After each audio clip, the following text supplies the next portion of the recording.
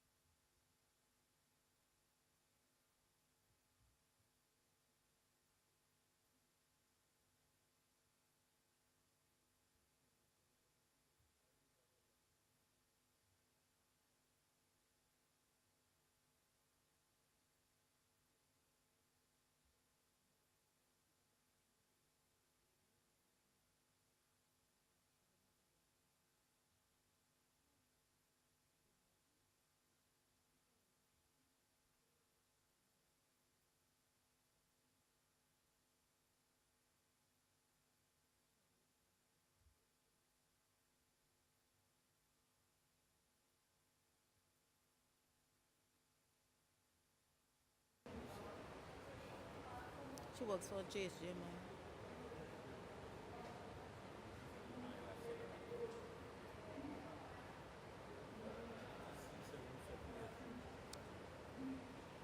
She's behind you.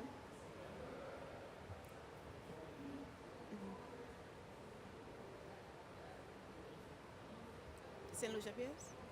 She has the glasses on next to Sherman. You know Sherman from St. Lucia? Look in the seat, you see. Okay, you see the Trinidad minister is? The lady behind the glasses.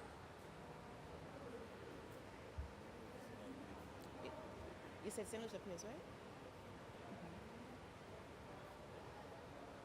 Mm-mm.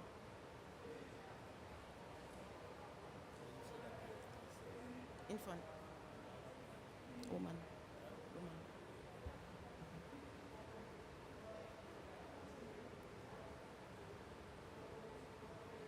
I'm waiting.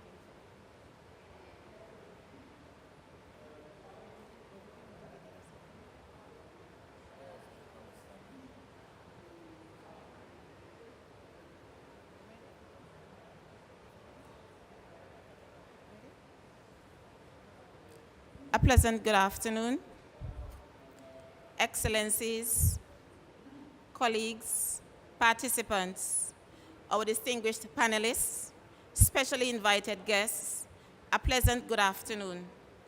Please allow me to acknowledge the presence of the Honorable Orlando Habet, Minister of Sustainable Development, Climate Change and Disaster Risk Management from the Government of Belize. I also wish to acknowledge the presence of Honorable Penelope Beckles Robinson from the Government of Trinidad and Tobago. If there's any other minister whom I may have inadvertently overlooked, my apologies, but a pleasant welcome. My name is Cheryl Jeffers, Program Officer with the Caribbean Cooperative Measurement, Reporting, and Verification Hub, commonly called the MRV Hub, and I will be your moderator this afternoon. Today, we are gathered here at this very important side event to have a discussion. I selectively use the word discussion because I'm hoping that everyone here feels relaxed and welcome and ready to engage to have a meaningful outcome. It is my hope that the information shared this afternoon will not only shed some light on where we are with our national reporting, but it also provides an opportunity where we can learn from each other and help each other. All of us here are members of the MRV Hub member states and also parties to the Paris Agreement. And as such, we're expected to report on how we are addressing and responding to the impacts of climate change, as well as the efforts made to reduce our greenhouse gas emissions. The truth is, as Caribbean states, we face many problems in our reporting processes. In some cases, it may be that we do not have the proper mechanisms in place, institutionally or otherwise, that will allow us to submit our reports on time. In other cases, it may be that our executing ministry may not have all of the technical requisites that are required. Fortunately for us in the Caribbean, we have the Caribbean Cooperative MRV Hub. This hub was generated from a 5-year project that is designed to foster regional technical excellence and also stronger policy-relevant carbon reporting among 12 English-speaking CARICOM members. The project is funded by the International Climate Initiative, also known as ICI, of the Federal Ministry for the Environment, Nature Conservancy, and Nuclear Safety of Germany, and it is supported by implementing partners, such as the Greenhouse Gas Management Institute, the Regional Collaborating Center of the UNFCCC, UNDP UNEP Global Support Program, and WINDRIF, which takes on a pivotal role as an institutional host. The MRV Hub is well into the actualization of its role as a learning and mentoring cooperative for a growing network of regional experts through direct engagement by member countries for support, guidance, training, capacity building, and regional contracts. I would not go too much into this because Mr. Wiley Barbour, Program Director of the MRV Hub, will be able to provide greater insight in terms of where we are within the region. Having said this, I would like to use this opportunity to express our sincere thanks to the German government and also to the government of Grenada for allowing us to be registered to participate in this side event. From the analysis of submitted NDCs, there is a clear need for collective efforts by all parties to increase climate action, financing, and reporting. The implementation of MRV systems is a valuable mechanism to support sustained improvement in reporting. This side event will showcase many different situation analyses across several Caribbean countries and will explore linkages between transparency and our national MRV systems through an exchange of knowledge and sharing of MRV Hub member countries. Countries will share their reporting processes, the best practices, and lessons learned as they begin to transition towards the enhanced transparency framework and also to prepare our biannual transparency reports. At this stage, please allow me to invite Ambassador Dr. Spencer Thomas to deliver brief remarks on behalf of the government of Grenada, the host secretariat of the MRV Hub. Mr. Spencer. Thank you. Thank you, Chairperson, and good evening, good afternoon to everyone. Distinguished ministers, excellencies, ladies and gentlemen all, Grenada is proud to be asked to co-host this event, and we are happy to be here today. I want to bring, first of all, apologies from the Permanent Secretary of the Ministry of Foreign Affairs, who is, in fact, the chairperson of the MRV Hub, and who indicated that she cannot make it today, and was hoping to join us electronically, but that was not permitted by the issues with technology in this meeting. She asked me, however, to convey 3 key messages for us on this issue. First of all, that we are happy to be the host country for the MRV Hub, and that, first of all, the MRV Hub has delivered over its short period of existence. First point, in that the impact is already been felt, and that the capacities in the Caribbean region as a whole has been enhanced as a consequence of the hub, and that the hub is proud of its record in the use of the science and the evidence base to get to the issues relating to MRV and enhanced transparencies. So that's the first point she asked me to convey. The second point is that sustainability of the hub is key for our region, and as we move to the transitioning, we need to move with alacrity and to ensure that the hub continues to make its mark and impact in the region. And the final message she wanted to convey was that Grenada will continue to play its role, that the hub will continue to be a positive force in the region with respect to enhanced climate action. So thank you very much. It's a pleasure to be here, and we hope that we will have a very successful event. Thank you. Thank you, Ambassador Spencer. And it now gives me great pleasure to invite Mr. Wiley Barbour to give an overview of the MRV Hub. Mr. Barbour. Hello, everyone, and welcome, and thanks for coming. Thank you for the. I know most of you are here because you'd love to see and hear the experiences of the countries that we're working with. But I'm going to just take a few moments to tell you a little bit more about the MRV Hub, because I think there's something about this that's quite innovative and quite different, and it's capturing a lot of attention around the world. And you heard that we were funded by the German government on a 5-year grant, and we were given a couple of really steep challenges, and one of those was not only to produce outcomes that would result in improved reporting internationally, for the 12 countries that we work with, but it was also to make sure that when we do that, that we're also producing outputs that improve domestic, evidence-based policymaking such as selecting and improving their NDC targets. And that requires data, and it requires the collection of that data and the processing of that data and understanding what to do when you don't have all the data that you want or need and how you go around that. And there are a couple of other things about our project that have gotten a lot of attention and that I think are worthy of replicating in other parts of the world is the way we're bringing people together. We're bringing countries together, sharing data and working collaboratively in an effort to reduce the burden of reporting, which is quite steep, and the burden of analyzing and processing this information. And one of the other critical needs that we know in the Caribbean is the urgent need to do capacity building and to retain skilled talent in the region. And when we looked at this, we realized one of the problems that countries face is that much of the work that had been done previously was by necessity done on a project basis. It was a project and it went for 6 to 8 months or a year or more, and then it would end. And then the project would start back up again, but the data was missing, right? And some of the institutional knowledge had been lost. And this was a critical challenge that we had to address and overcome. And one of the things that I think we're very proud of is that the way we've been operating is just different. When a company or when a government hires a consultant, too often the case is that the consultant says, okay, I'm going to take some data and I'll come back to you with an answer. And that's not the way we work at all at the MRV Hub. It's the wall between the experts and the country representatives and the people with the line item responsibility for doing that type of reporting. It's kind of been taken down. We work together. So, transparency cuts many different ways.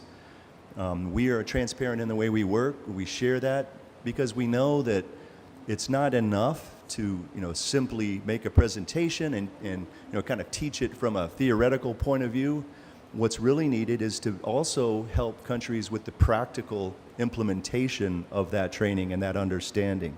So we teach very rigorously the things like the IPCC guidelines for national greenhouse gas inventories, but we also then go a step further and work together to apply that with regional circumstances that might be, challenging, it may be different from country to country.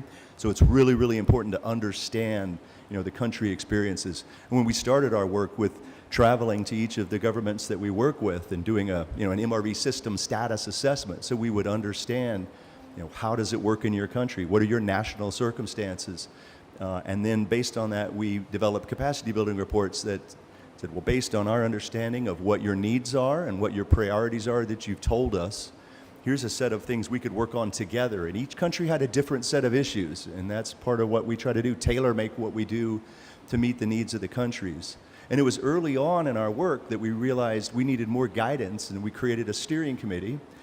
Dr. Spencer Thomas and Kishan Kumar Singh were on our very first steering committee, and this was an opportunity for us to hear directly from the governments what their needs were and what their priorities were. And one of the things we heard was that, they wanted, not only to, retain the talent and keep the best people at work, well, we realized that, it's hard to work project to project. So we began to hire people directly in the region, and you see some of them here in this room. And it wasn't a project, engagement. It was a full-time job with benefits, because that's what it takes to really get the best and brightest people to stay and to be a part of an organization. And, we talk a lot about enhanced ambition, and we should, to keep it under 1.5 to keep us alive, but enhanced ambition also applies to every single member of the MRV Hub team. They have an enhanced ambition to do something innovative, and they knew that this was an entrepreneurial activity that we were talking about, creating a new organization. And that's not easy to do. But here we are about 5 years into this project, and I'm happy to say that this is a sustainable regional institution. When the project funding from the German government ends, this organization can continue to survive because they know how to do this work, and they're highly in demand in the region. So now our job is to just, try to figure out a way to not only grow the MRV Hub, but we know what's coming. We all know that the rules of the Enhanced Transparency Framework are now coming quickly. We know that the biennial transparency reports are much more difficult, than previous types of communications, and the cycle of reporting is quicker. And so we're now looking to expand the hub, not just the way we've been, kind of adding one by one, but we're looking to really be able to take another leap forward. And I hope you join us in, trying to support that activity. So when we do work, when we help countries write chapters for their BURs or gather data for agriculture or study and analyze, their waste systems, we're doing capacity building, skill development, mentoring and apprenticeship all along the way, because that's so important. When we do training, we try to meet people where they are. We quickly realized that there was a need for a different kind of training, more like an introduction to some of these things. So we started doing something called Summer Academy. And every year we would ask our countries, nominate 2 people, for Summer Academy. And it's fine if it's a brand new hire or someone who's early in their career. And they all got together online because COVID hit and we couldn't do it in person. And we found that what was happening was those students were forming a cohort. They got to know each other. They got to know our instructors. And after the Summer Academy ended, they got a certificate of achievement. And then we kept up with them, and we kept hearing from them, and they kept up with each other. So when they had a question, how do I calculate on-road mobile transportation emissions, they could talk to someone that they knew from another country because they'd been together. They'd been in that course together. And actually, after 3 years of doing that online, this year we got them all together. We flew them into Grenada, put them up, and for a week they really got to meet each other. And that's important. This is not just numbers and things like that. It's also about the human element of getting people together and forming a relationship. So we kind of build that into the way that we work. And it's a country, like I said, it's a country-driven initiative. It's driven and guided by our steering committee. And it wouldn't have happened without the support from the United Nations Framework Convention on Climate Change Secretariat, who've been with us every step of the way on this. And out of the Regional Climate Collaboration Center in St. George's University in Grenada, we found that this is a very helpful partnership, and it's one of the keys to our success. When the UNFCCC goes on the road to teach people on the new requirements of the Enhanced Transparency Framework, we work together at the MRV Hub. So they'll do a 2-day workshop on ETF, and right after that we'll do an annual meeting, and we fly people in for both events, kind of share the costs a little bit. And it makes it much more productive and cost and time efficient. And the whole purpose of this, of course, is to just really address one of the critical challenges of the Paris Agreement. You know, we've got to build measurement, reporting, and verification systems. It's essential for setting targets, tracking your progress towards mitigation or adaptation, and doing that within the Paris Agreement requirements. And we just, everyone acknowledged that for many of the small island developing states that are at the most risk of climate change and sea level rise, this is a really difficult burden. We have limited budgets.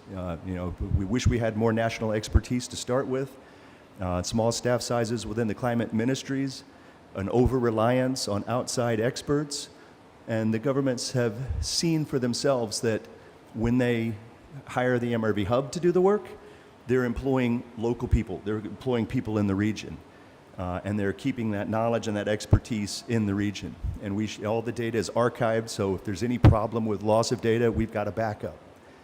So we're staffed with regional experts dedicated to helping Caribbean states with the design and running in-house MRV systems that are capable of meeting the needs both domestically and internationally.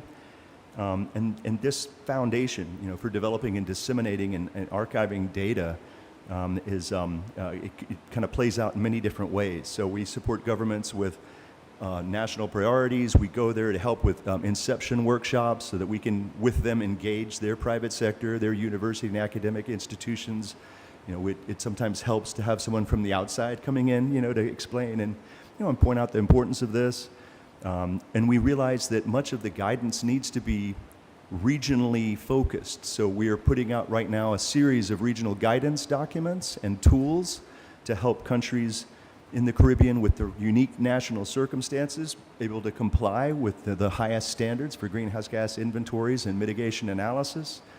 We're doing some direct technical assistance when we're asked to for doing modeling and projections into the future and so forth, and assisting the government staff with outreach and really sort of sensitization. So sometimes we assume too much. Sometimes before you dive into a very technical topic, you need to take a step back and you need to make sure that you're meeting everybody where they are and helping them understand exactly what you're talking about. We throw a lot of jargon around and a lot of scientific terms, and we sometimes pause a little bit to make sure that we're able to fully understand each other when we're doing this training.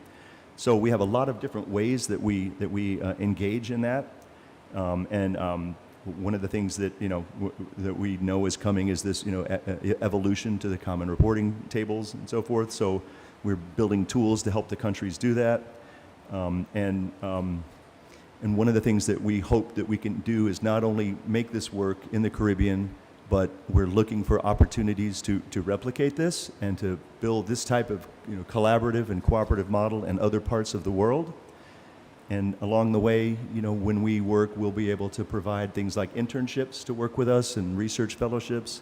And we'd like to continue and grow this work. And you'll hear now, the experience of some of the countries that we've been working with and how they have interacted with us and this evolution towards the enhanced transparency framework. So I think I'll stop there. And Cheryl, let's hear from the panel. That's why we're all here. So thank you all very much. Yes, thank you, Mr. Barbour, Wiley. At this point in time, I will introduce my distinguished panelists. As Wiley would have mentioned, we will be hearing from a suite of countries sharing their various experiences. But first, let me introduce them. To my immediate right, we have Mr. Edgar Hunter. He's a senior technical advisor within the Ministry of Environment and also the national focal point for climate change from the Commonwealth of Dominica. Then we have Mr. Omar Alcock. He is the Senior Technical Officer within the Mitigation Department, the Climate Change Division in the Ministry of Economic Growth and Job Creation from Jamaica. And then we have Mr. Kishan Kumar Singh. Mr. Kumar Singh is the head of the Multilateral Environmental Agreements Unit within the Ministry of Planning and Development from Trinidad and Tobago. Just after Kishan, we have Mrs. Jermaine Misole. She's a Sustainable Development and Environment Officer, within the Ministry of Education, Sustainable Development, Innovation, Science, Technology, and Vocational Training. And last, but by no means least, we have Fabiana Rodriguez. She represents the RCC lead at the UNEP Regional Collaboration Center in the Panama office. So what we'll be doing next, we'll be directing questions specifically to the relevant panelists, because we do recognize within the region we are different phases of our reporting systems, and we are in a process we can help each other to avoid making the same mistakes. So the first question will be going to Mr. Kishan Kumar Singh, who is an experienced negotiator, and we're all here to learn from him. And so to you, Mr. Kishan, can you please share with us here within the panel and also the audience, how has the capacity or enhancing capacity and the implementation of specific MRV components improve your reporting? And if possible, can you give us some examples? Thank you very much, Cheryl, and good afternoon to all. First, let me thank you, the organizers for the opportunity to share our experiences in the development of our MRV system. I understand I have a short time, so I will be as brief and as quick as possible. So, our experience in developing the MRV system in Trinidad and Tobago stemmed from the realization that whenever we had to do a report, to do a GHG compilation, we always had to go through that process of proposal writing, getting a grant, hire a consultant, get the report out. And we thought that was onerous in itself, and it added little capacity to the country. So the consultant came in and went out, and no one was all the better for it.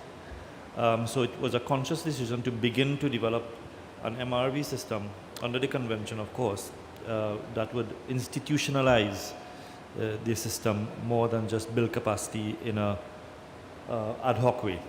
So therefore, it was a programmed, structured approach that began, of course, with looking at various institutions, their roles, their responsibilities, what role they had in developing greenhouse gas inventories and so on. So we did a sort of institutional mapping, and then, of course, stakeholder consultations were undertaken during the phase that we call the design phase, in which case what the essential components of the MRV system should contain, what the function should be, how it should function, who are the institutions, who are the relevant stakeholders that need to have input. So it was a sort of phased, structured approach. Of course, capacity building was also a critical part of that development. And so when we started off, concurrently with the design, we engaged in training stakeholders in greenhouse gas inventorying, in quality control and quality assurance methodology, so that it was not a matter of just applying the methodology, but also being able to apply quality assurance and quality control measures on the data to ensure that we reduce the uncertainty in the data. So that was done over, it started in 2018, I think Cindy was with me, 2018, and Ryan was with me as well. And so it continued, and how the MRV system is designed really is that it has two main components: the actual submission of data, where stakeholders or emitting entities, after being trained, are able now to, on their own, develop the greenhouse gas inventory, apply the QA/QC methodology to it, and then submit it through a secure portal, through a password that was known only to them and the regulatory authority, because the MRV system is housed within the current regulatory authority in Trinidad and Tobago, the Environmental Management Authority. The EMA itself was also trained in greenhouse gas inventorying and quality assurance and control. And they had to follow, both sides had to follow a template that was developed with stakeholders in terms of what information needed to be inputted and so on. And the idea was that once the information or the data was submitted through the secure portal, and we had to have a secure portal because we have, as you know, a heavy industry-based economy, and attribution is a sensitive issue. for greenhouse gases, and therefore the anonymous portal served as a good solution to maintaining anonymity.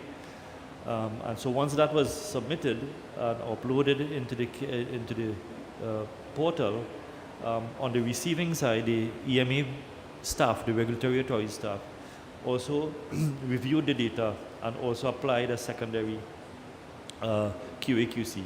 And if there was any discrepancy, it was reconciled and then uploaded into a public registry. So the design phase basically considered those two broad components, the MRV system and what we call the knowledge management system, which is essentially the database where the data is reposited. So once it was designed, we tested the system through a pilot phase where we invited emitting entities, as we call them, to participate in a program where we would test the system, look for bugs, debug the system, and on that basis improve what needed to be improved in terms of the functionality and the mechanisms of the system. That also helped improve the templates and the data and the information that was required in the templates to test it. So what that did basically is two things. One, when we did the first greenhouse gas inventory, the uncertainty discrepancy was about 50%. And that was because of it. There was no data, there was uncertainties in the data. The quality assurance, quality control procedures were not rigid and robust enough at that time. Now I can say that with the current system, even though it remains voluntary, we have more than 200 or so entities. Is it? I don't know the numbers, but there's a large amount of entities now using the system. And the next step is to institutionalize the system into law, into the legal framework that would make it mandatory for emitting entities to submit greenhouse gas emissions data as well as mitigation plans. And the Honourable Minister is here, and she has undertaken to take it to Cabinet in the near future. So we hope that not too long from now we will have a legalized, institutionalized MRV system. How does that relate now to improving greenhouse gas reporting? We have had gaps because of the major emitting sectors. Our top three remains power generation, industry, and transportation, which also forms the basis of our NDC, no surprise there. The usual suspects in terms of data gaps were the waste sector and the AFLU sector, land use and agriculture.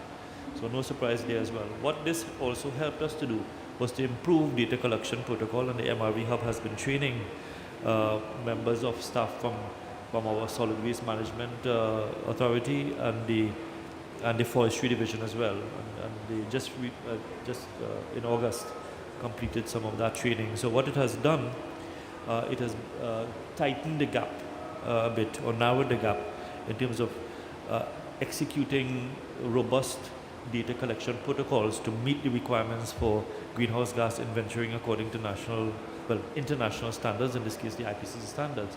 But also the KMS MRV system now facilitates reporting internationally, as one of the functions under the BUR, but also facilitates the tracking of our NDCs in terms of achievement, as well as tracking the implementation of our national climate change policy, which speaks to mitigation and speaks to low carbon development. So data collection and data quality has improved in the sectors that we have. We had large uncertainties in, and so we are now transitioning the MRV system into the enhanced transparency framework, and we are currently expanding the MRV system to incorporate the modalities, the guidelines, and the procedures as adopted by the CMA in Glasgow. And once that is completed and tested, we hope to expand the legislation to now incorporate the entire ETF framework into law, So it becomes institutionalized, it becomes routine, it builds on the quality assurance that we have in place. And to sustain the training and capacity building, we have developed a greenhouse gas inventorying certification course that is now being rolled out, has just been rolled out by the University of the West Indies Open Campus. So it means that any country in the region which the Open Campus serves can access the course. And once the ETF is incorporated into the MRV system, then that training course will also be enhanced, so that we hope that at the end of it we have a sustained capacity building mechanism institutionalized in an tertiary academic institution that will serve as the training platform, of course, with updates as the ETF requirements continue and as the common reporting format for all countries, the BTRs now, as Wiley mentioned, they will become more frequent, more predictable every 2 years, so we know how these reports are to be compiled. So the MRV ETF system will also serve to be the database from which these reports can be prepared and compiled according to the guidelines, and therefore be ready for international submission. So we hope to go past the project grant preparation phase, which is a big drama with Jeff, as you would know, for those of you who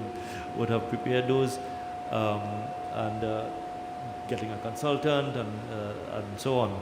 So we hope to go past that rudimentary kind of approach to something that is legalized, something that is institutionalized, and something that is sustained. So thank you very much, Cheryl.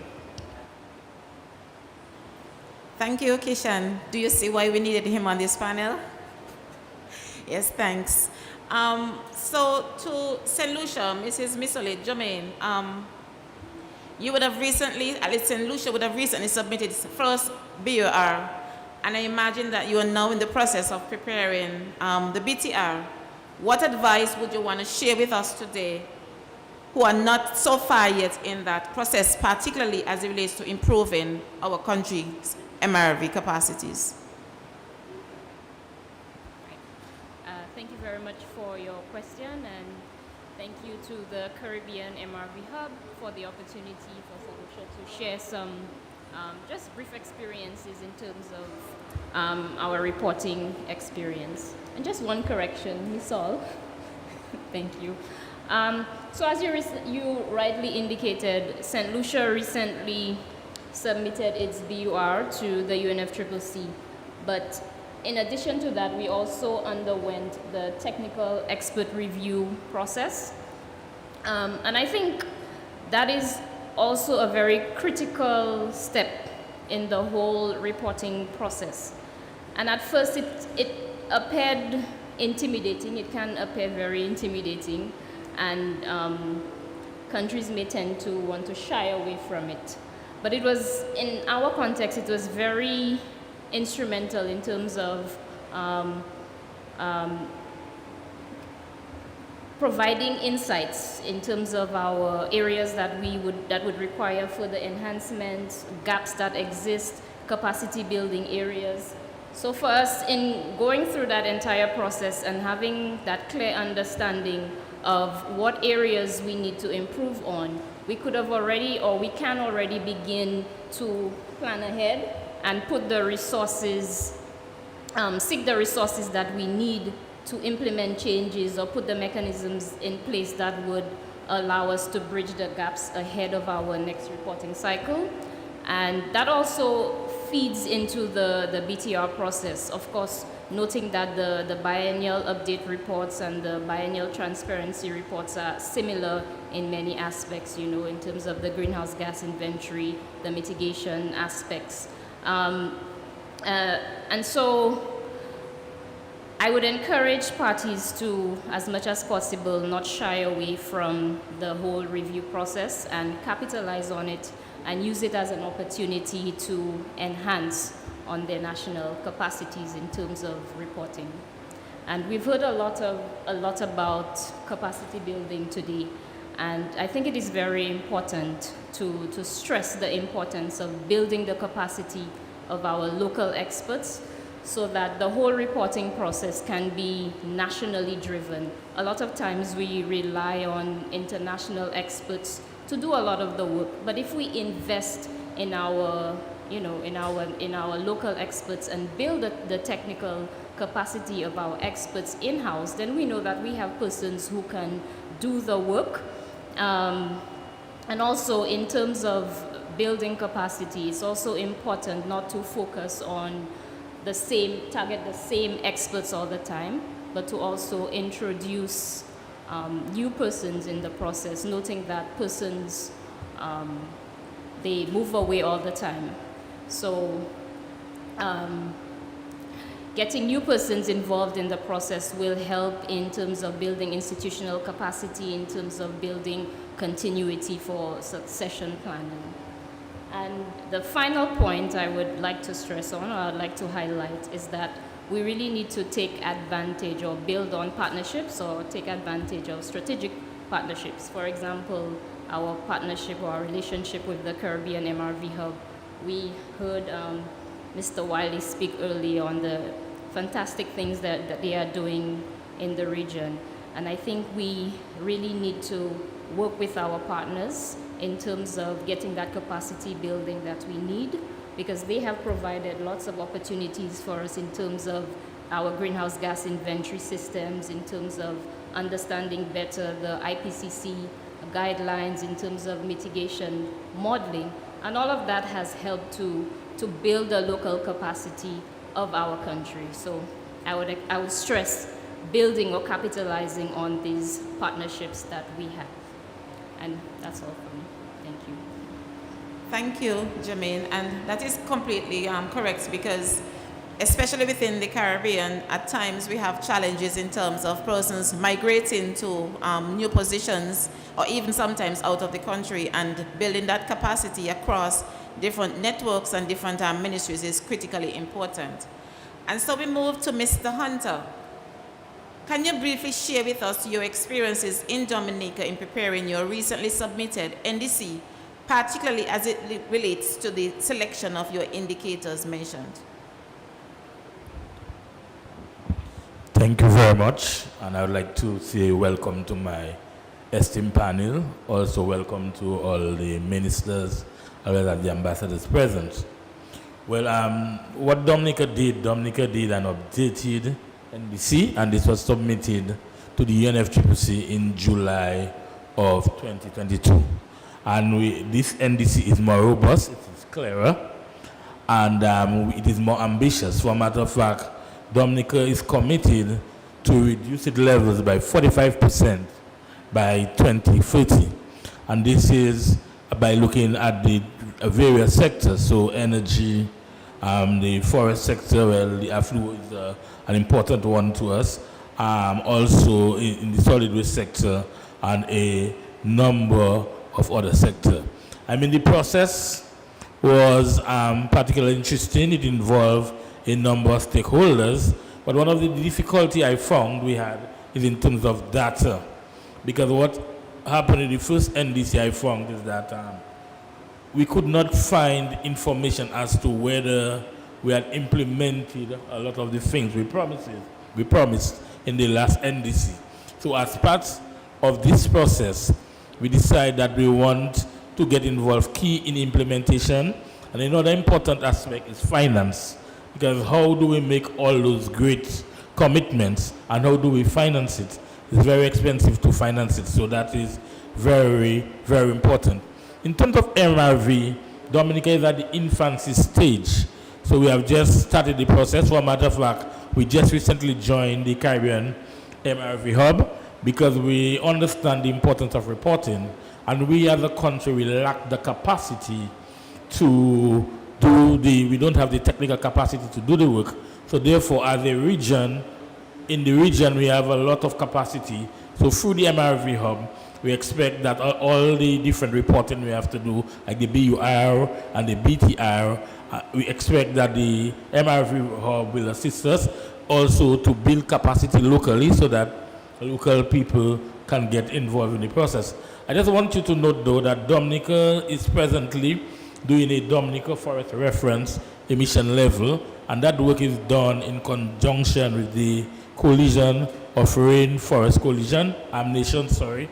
All right, and we expect by early next year to submit Dominica greenhouse gas emission FREL for 2023. So I just wanted to mention that in the discussion. But again, as we said, we're at the infancy stage in terms of the reporting, and we expect to collaborate with the Caribbean MRV Hub to assist us to ensure that we make do to our reporting process. Thank you very much. Thank you, Mr. Hunter. Very well said. And just to reconfirm or reaffirm the support that the Caribbean MRV Hub is here to provide support to all of its member states. And if there's even any countries that are not yet a member and require support, you can kindly have a conversation with us. We are most willing to have that conversation to see what type of support we can actually provide. Mr. Alcock from Jamaica, can you share with us the recent efforts that you have made in improving your country's MRV capacities, and if you can indicate how this has affected reported during your last submission cycle? All right, so good afternoon, everybody. Ministers, ambassadors, welcome. Welcome to all who have a vested interest as it relates to what is happening in the Caribbean region, what is happening as it relates to development of technologies and innovation systems as it relates to reporting in the region as well. Well, I think when Kishan did his introduction about the difficulties of having to do reporting, that pretty much summarizes much of what the Caribbean states have to encounter. When we have to do their national communications or biannual update reports, oftentimes we find that we have to projectize those activities being done. And so when the cycle comes around for us to do the various reporting, we have to do the proposals, send out the RFPs, and hence hire consultants to be able to conduct the work.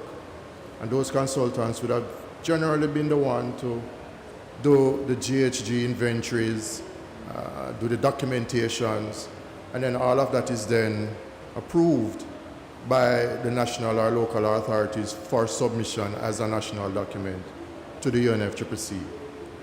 That is how it has worked for Jamaica for the last several years since we have started submitting. To date, we have submitted 3 national communications and 1 biannual report, and we're in the process now of developing our 4th national communication and second biannual update report. And already we have been getting interest as it relates to what are we going to do as it relates to the BTR. I don't know if we have capacity for it yet, but we are certainly looking at that possibility. And I mention all of that to say, we're looking now to see how best we can improve on that. My colleague from Dominica did mention, persons coming in, doing the work and then leaving. And I think Kishan hinted at it as well. And what that does, it means that the capacity does not stay in country. As it is now, we recently started a project out of the CBIT Capacity Building Initiative for Transparency Program. That is a facility out of the GEF, and we have been partnering with the Inter-American Development Bank on what we have termed our CBIT project. And that project seeks really to strengthen Jamaica's ability to meet Article 13 of the Paris Agreement, which speaks to the enhanced transparency framework. And there are 3 key components to that. Strengthening the transparency framework generally, improving our capacity building potential, so we're trying to get the technical know-how in-house, and of course, improving knowledge sharing, because the more persons are aware and the more persons know, it's the more that they'll be able to contribute when time comes for us to do our national reporting. And so it's a I guess a 2-year project, and we're closing down now with the hope to be able to finalize next year. So we're not as advanced as Trinidad are yet, but we're getting there. And in the end, we hope that we would have been able to develop a national MRV system. So that's just one. We'll be able to operationalize what we have termed our GHG database management system, which persons generally understand to be the GHG inventory. So it's, for us, it would be the GHG inventory plus, right? With the hope that that inventory will be able to track and monitor what is happening as it relates to our NDCs and emission levels generally. Because as it is now, that only happens when we have our various reporting cycles, right? Which is every 5 or 4 years, depending on when it is. We have that particular drawdown and support from the UNDP through the GEF facility. In the end as well, we will have a climate change knowledge platform,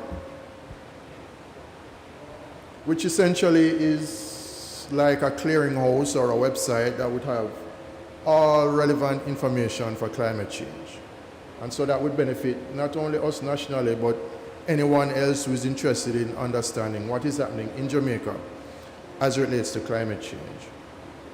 We have also been collaborating with the RCC-MRV Hub and one of our local universities, the University of Technology Jamaica, to put in place a training program so that we'll be able to have on some consistent basis cohort of persons who are familiar with MRV, familiar with developing GHG inventories, and who are trained to do just that, right? So when time comes for us to have a cohort of persons to be able to develop our systems and to develop our documentations for submission to the UNFCCC, we would have local capacities in place. We're also looking as a part of that MRV to see what the potential could be for instituting some kind of blockchain innovation or technology to that MRV system. And much of that work is kind of work in progress. There's a lot of assessments and gap analysis and need assessments that have been done to date. I know what we're focusing on the last aspect of the project is actually implementing these systems.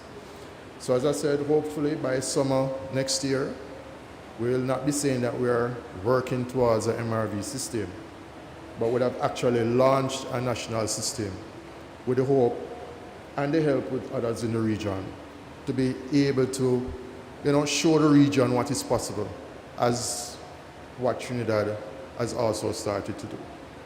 So that's it from me, and I'm willing and able to speak with anyone who is interested to understand more. Thanks. Thank you very much, Omar. Fabiana, you've heard from the countries given their different perspectives. There are some who have just completed national communications.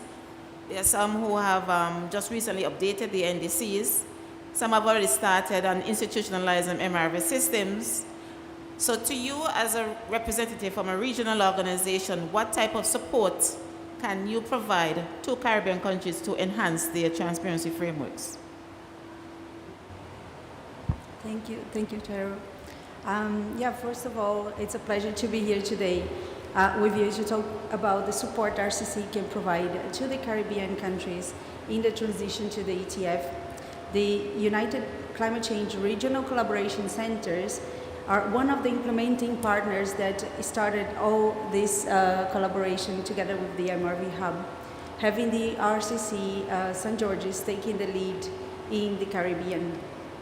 On transparency matters, we have collaborated with the MRV Hub in 3 key areas. They are improve understanding of the key elements of the ETF. Is it me? Hello?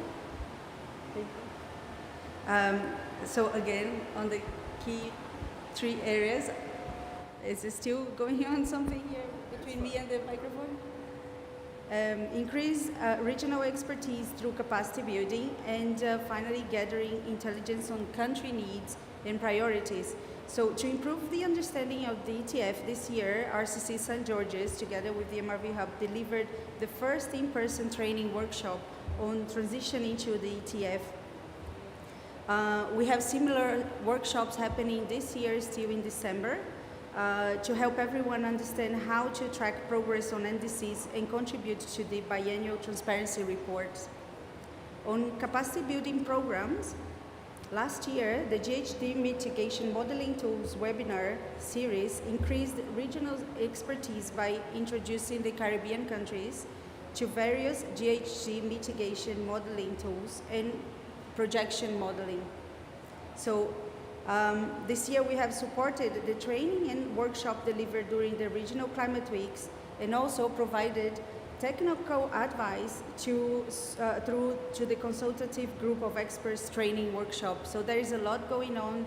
This year we work hard together with the MRV Hub colleagues to deliver a series of trainings that supported the ultimate role or activities of the MRV Hub. So from the high-level understanding to the detailed to be reported, the RCCs and the MRV Hub are bringing everyone forward together. The RCC also gather intelligence on country needs. We do this proactively to respond to existing and emerging needs of priority of countries. Through an annual assessment of needs and gaps, we can identify problems, constraints, and capacity building needs. We know we have more move forward with transparency. We know we have to move forward with trust. Working together builds both. And the RCC and the MRV Hub are here to enable collaboration. So I welcome all of you to connect to my colleagues in RCC St. George's and to get more information in collaboration on the regional activities. I also invite you all to visit our website, the RCC St. George's page. You can sign up for a newsletter that provides bi-monthly news on the upcoming events and also on the training needs for the region. And finally, as a regional lead for RCC Panama, I'm also very much looking forward to expand our collaboration with the MRV Hub and perhaps bringing this great model of work to the Latin American region. And yeah, that's it. I stop here, and thanks once again for this opportunity. Thank you, Fabiana. We are winding down, but before I synthesize basically the comments and information that was presented, I will allow anyone in the audience who has any question or reactions before I give a brief summary of what has been presented. Is there anyone who has a question or wishes to make a comment?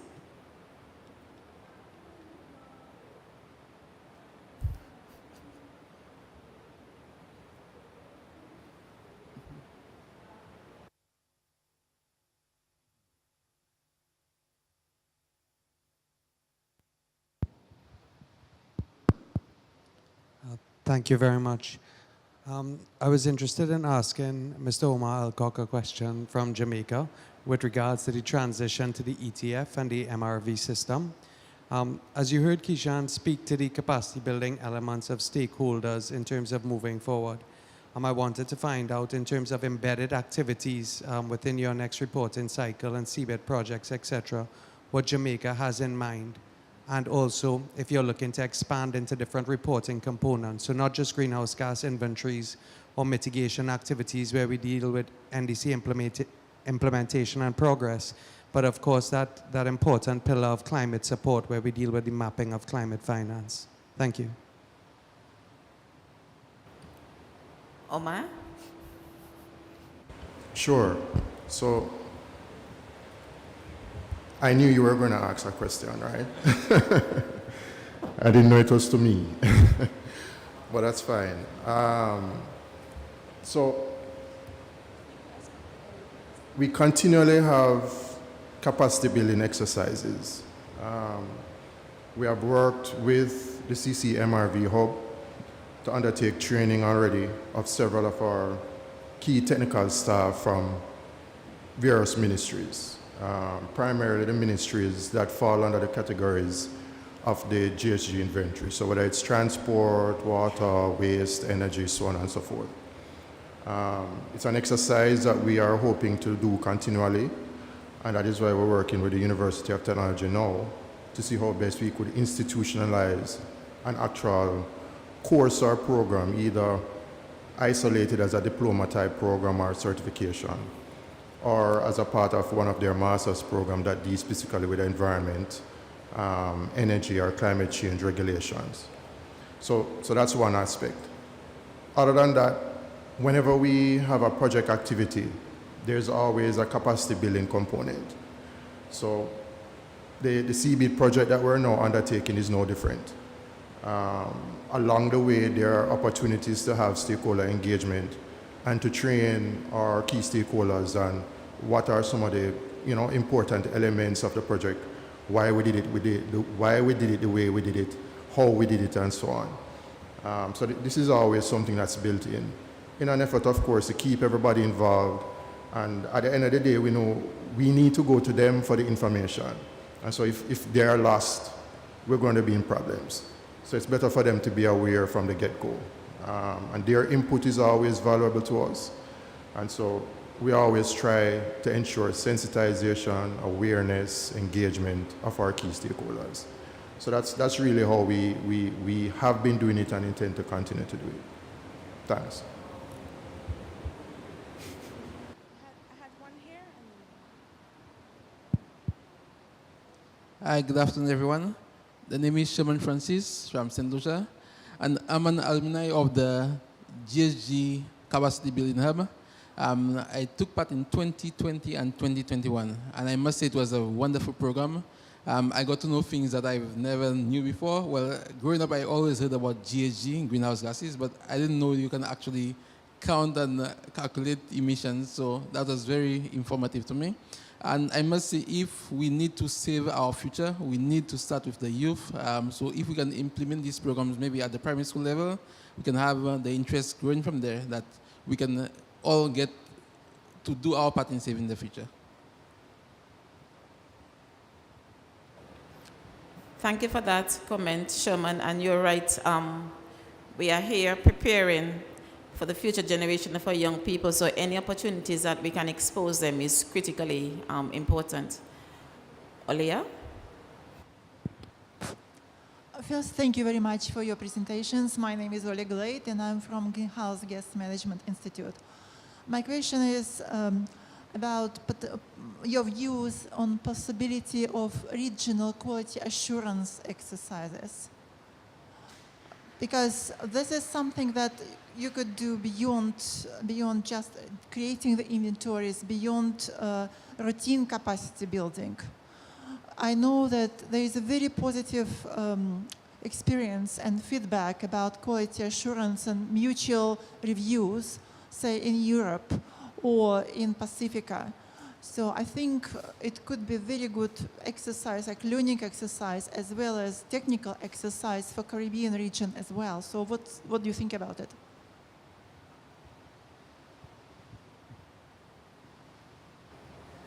Omar, yes, if you were wondering, the question was to you.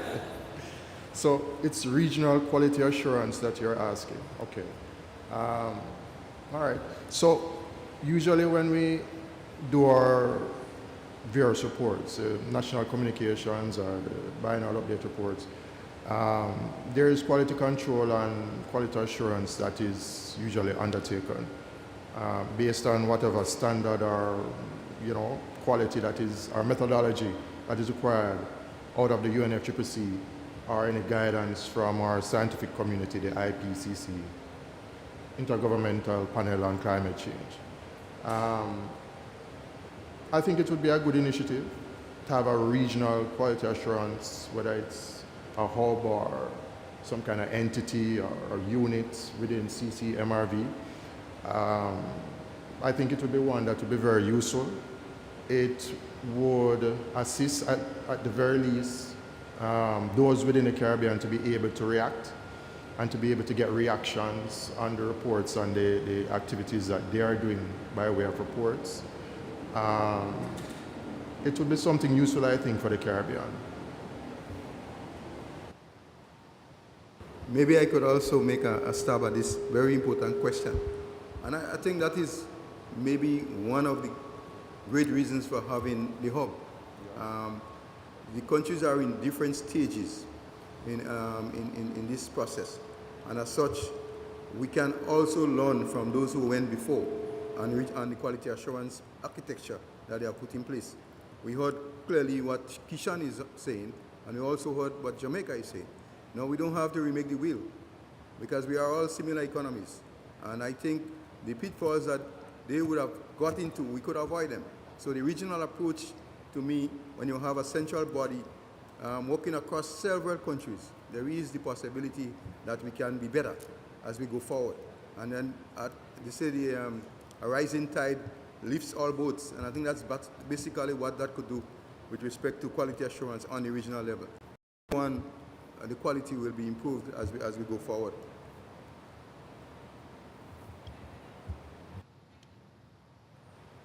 Thank you, Dr. Spencer. And just to give a summary before wrap up, basically what I'm hearing is that stakeholder consultation from the very first start is key to any successful outcome. We want to ensure that the engagement of all the critical stakeholders are addressed and directed at the very early stages. It is also critically important because we have capacity constraints across the region. Institutionalization and probably having a system in place where we can have that communication networks is also important. We would have heard from Trinidad and Tobago, we heard from Jamaica, we heard from Dominica, St. Lucia, and also our regional counterparts. And we recognize that although we are at different phases, as Dr. Spencer would have said, we don't have to reinvent the wheel. We can learn from where those who have already have gone beyond, and those who are coming ahead can basically build on those experiences to avoid duplication of efforts and also to make unnecessary mistakes. Another critical takeaway was that the importance of collaboration and partnerships. This is ultimately why the Caribbean MRV Hub is here to provide that support. Coming from a small island developing state, we could attest to the fact that we have many different tasks on a day-to-day basis, and we have to rely on each other within the region to ensure that we can submit our reports in a timely manner. And this is, again, where the MRV Hub comes in providing that technical support. In the event if you don't know where to go, the MRV Hub is there to provide that support. And also, communication is important. And as long as we have those guidance documents in terms of what exactly is expected to be submitted in those reports, if you have those guidance documents which can be prepared and submitted through the Caribbean MRV Hub, the countries would not be alone. And so as I close, I just want to say a special thanks to Fabiana. We are here as negotiators, we are here as Caribbean MRV Hub members, we're here in our national capacities and regional capacities, and you will recognize that we wear many hats, so some of our panelists would have had to excuse themselves to participate in the intense negotiations. But they're here in spirit, so I still want to express sincere thanks to Kishan, who would have had to leave, also to Jermaine and Edgar, who had to leave. Omar, you've been here, you've answered the questions as expected, and just want to express our sincere thanks to you for being here. Dr. Spencer, you wear many hats. You're here to represent the government of Grenada. You're here to represent the MRV Hub. And you have been in the process for a very, very long time and has been providing good guidance to us within the region, so we just want to say thanks.